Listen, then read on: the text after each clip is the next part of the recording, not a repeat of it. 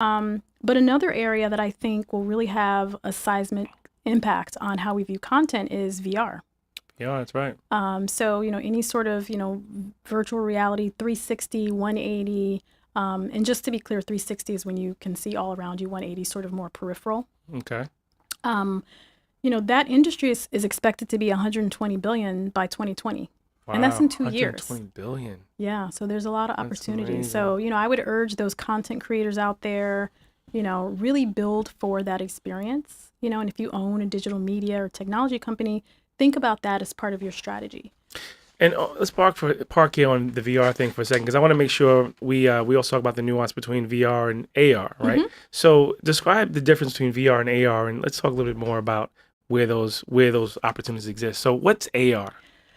Well, it stands for augmented reality. And I do want to caveat that I am not a Okay, specialist we're not gonna get in into that hardcore area. tech. So, yeah, I'm like, well, Yeah. let's not go down that road.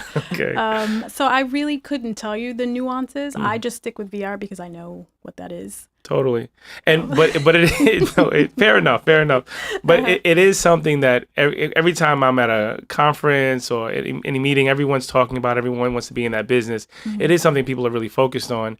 One of the things that I personally have more or less kind of learned from my little bit of an investigation into the space is it's a very expensive endeavor, right? Right, So right. so right now, for some of you listening, the barrier may still be somewhat high if you're on the side of content creation in the VR AR space. Now, if you're on Mhm. the side of developing technology or providing services, Mhm. there's probably lots of opportunities if you're going to school, if you're being trained, or if or if you're investing in organizations that are in Right, these businesses. right. That's probably another smart move.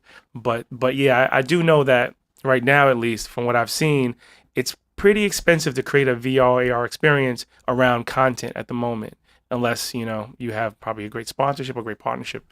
you That's know true.